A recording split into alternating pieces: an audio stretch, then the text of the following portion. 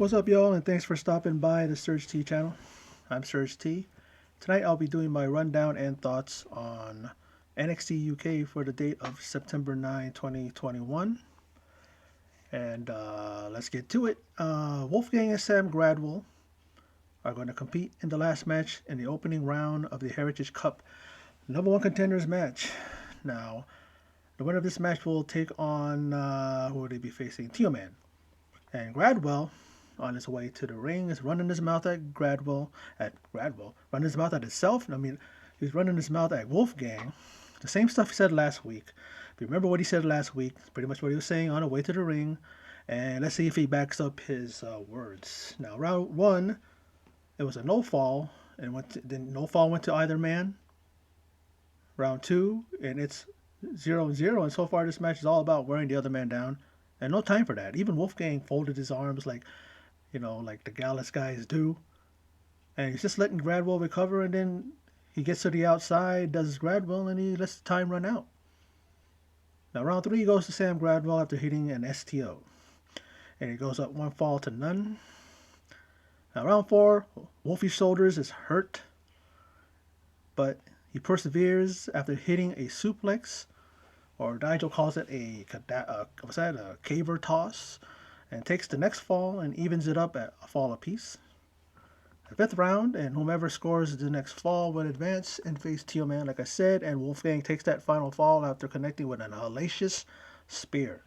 It was a physical match. It wasn't a match that I, would say is one of their usual fare when it comes to NXT UK, but I don't know what to think about Sam Gradwell. I love Wolfgang, and the other guys in his crew. Don't know about Sam Gradwell. The guy does a lot of this, but he doesn't do enough of this. You know what I mean? And he talks all that crap, but he doesn't back that up. Look what happened. He falls to Wolfgang. Even though he took the first fall, but then he let Wolfgang catch up two falls straight. Can't do that, especially in this type of match with Heritage Cup rules. Now, what is the verdict after Blair Davenport's behavior towards assistant GM Sitscala? And Sitscala, in a very hushed tone, but very, very serious voice, and it says that she is suspended with immediate effect. And I guess that means that as soon as he said she's suspended, boom, right away, she's sent packing, I guess. Like no hesitation, no one-day wait or something like that. For a final decision, they basically said, boom, immediately she's suspended. And I don't disagree with him. She did what she did. She did what she did to Nina Samuels, but why are you going to attack, Sitscala? He is an official after all. You don't think she didn't think that there was going to be any consequences?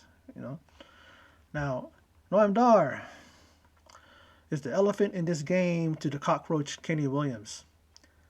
And he's going to stomp him out. And Kenny Williams, he said something about chewing up a worm and rotting out Dar from the inside of his head, brain, whatever you call it, eat us way out. And it goes back and forth and yada yada. I didn't understand them. And I'm not talking about their accents. It's because it was all nonsense. Like, they were trying to talk big words. And I'm like, oh, what are you guys actually saying?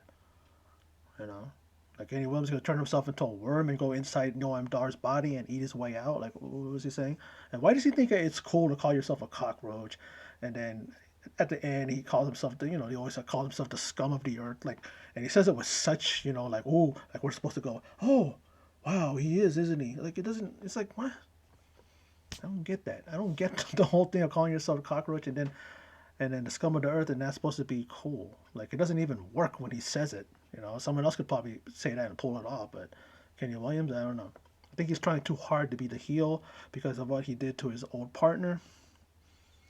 But, who was that, Amir Jordan, right? But they will face each other in the semis for the Heritage Cup number one contender match next week. And we already know that Wolfgang will be taking on Tio-Man. I don't know if it's next week. It might be the following week. But we'll see. But the pretty good semis. I'm looking forward to the semis, so let's see what happens. Now, Joe and Mark Harvey, they will get a shot. It is announced that they will get a shot at the NXT UK Tag Team titles against Pretty Deadly. And as they are celebrating backstage, walking through the hallways there, Jordan Devlin comes out of a dressing room getting a massage, and Gallus makes light and are hilariously goofy. They're pretty much going, "Ooh, look at you, getting a massage, that stuff." It was just hilarious, man. And it's funny because these guys, when I first started watching NXT UK, these guys are hard-hitting, tough bruisers, bullying everybody and all that stuff. And now they're just like light-hearted guys, and it actually works for their character. And Gallus, getting that tag team, you know, uh, title shot. Uh, I'm looking forward to that tag team title match. Now, Oliver Carter and Ashton Smith join Saxon Huxley, and he face off with Eddie Dennis, Primate, and T-Bone, aka also known as Symbiosis. And then we see a power slam followed by a diving headbutt.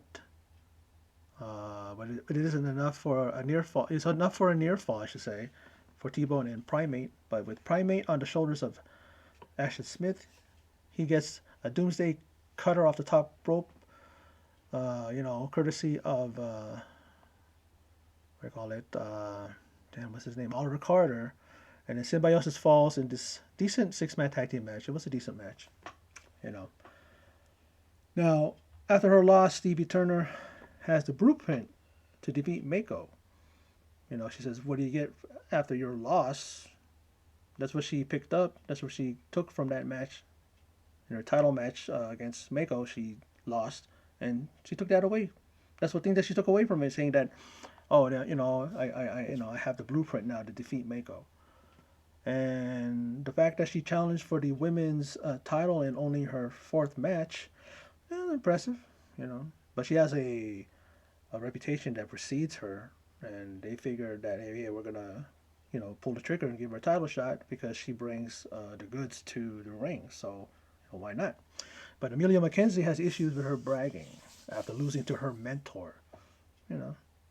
And not only did she lose to her mentor, did Stevie Turner, but Amelia McKenzie says that she's going to lose to her. So pretty much she's saying you're gonna lose to me like you lost to the reigning NXT UK Women's Champ. And she walks off, and Sophie Turner is not having it. She's looking at her like, like shaking her head and all that, saying something. I forgot what she said, but she said something like, "There you go again," stuff like that. Just pretty much saying you're mouthing off and you know, you know, talking all that. Amelia McKenzie can back it up. I think she's going to give Sophie Turner a run for her money if that match is going to happen next week or in the following weeks. Now, Pretty Deadly is all flowers and daisies and flouncing about when they're in their arrogance. They say they don't fear Gallus. Maybe someone should remind them who Gallus is. And maybe remind them also that when you defeated Gallus, it was Wolfgang and Mark Coffey. This time it's the Coffey brothers. And they are more of an established tag team, not only like I think in ICW and in other places, they've been tag team champions. So, you better, bone up on some Gallus, some Coffey brothers, footage and some video and look at what they done, and then maybe you'd be able to beat them. But don't be so cocky. It's because you're all TikTok superstars doesn't mean that that's enough for you to defeat the Coffey brothers. Now, they had a revisit for the historic NXT UK Championship Match, which took place at NXT TakeOver 36. Now, we had some insight from Rhea Ripley, from Drew McIntyre, Finn Balor, Cesaro, Sheamus, Tony Storm, and of course the reigning champ himself, Ilja Dragunov. They offered their insight, like I said, to this match, and that could rival any match this year. Easily could take Match of the Year awards from whatever publication and or organization, whether it be PWI, whether it be the Wrestling Newsletter. I don't know the other ones. There's other places that have these top 10 lists and have these whatever, you know what I mean? So WWE, of course, has their own top 10 list, of course, I'm sure. Now, watching it again, I couldn't agree more with these ladies and gentlemen who offered their insight. I mean, all of these superstars are from the United Kingdom, and who else can give their opinion the best but fellow countrymen and women? You know, a lot of the things that these guys said were true. A lot of them are very, very, you know, there's some of them are familiar with Ilya Dragunov. Some have wrestled Ilya Dragunov, like Finn Balor. Rhea Ripley was saying that the brutality, you know, she loves the brutality, and it's funny because doesn't her song start with "This is my brutality"? So who better than to say that? Uh, you know, Tony Storm called I call it Walter a monster.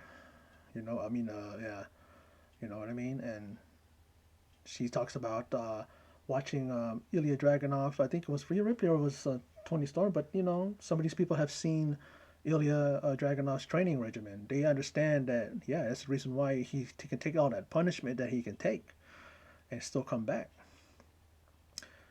You know, it's just all around. Just I love their insight. I think these guys really did offer a lot, and it was really just watching the match again. And pretty much I just watched it without being distracted. I just watched it straight up, and the match is so amazing. You know, I have to watch the first one first, and then I can make my ultimate decision which match was better. But I enjoyed this match as much as I enjoyed the first one. There's some spots where I'm thinking maybe it's better than the first one.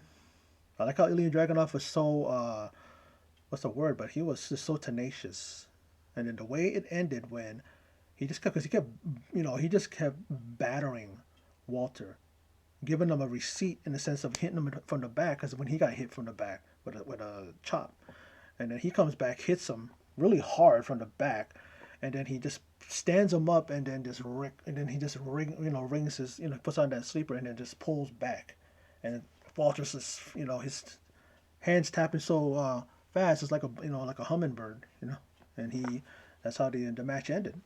Um, this is the kind of matches that all matches in WWE should be like. Not any of the nonsense that you see on Raw, and not some of the stuff that takes place in other shows for WWE. I mean, I love NXT. SmackDown was kind of iffy. Come some spots there. I'm thinking, are you guys are you guys letting some of the writers from Raw over to SmackDown? Raw can infest itself. Go ahead.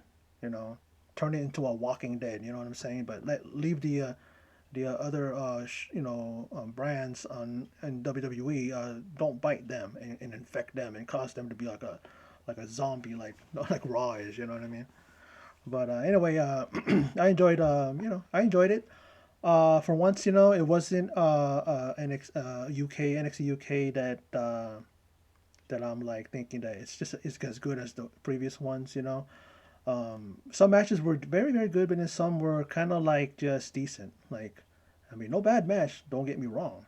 I like the promos. I like the the vignettes and all that stuff. But it was just like it was good. But hopefully it's better next week. They got a good look and show. What do you call it? Next week, and it's shaping up to be a good one. So hopefully it'll make up for for this show.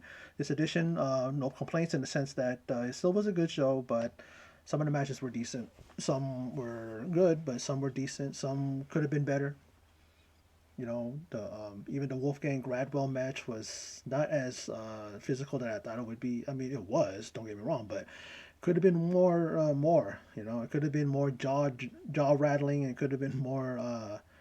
Stiff punch giving and all that stuff. It could, I want to see some teeth almost get knocked out, kind of thing. Maybe some blood, But they gave their all, and in the end, it was still a good, decent match. But could have been better. That's just me. But anyway, that's my video for my rundown and thoughts on NXT UK for the 9th of September 2021. So for those of you who stopped by and checked out my video, I appreciate it. And in closing, as always, take care.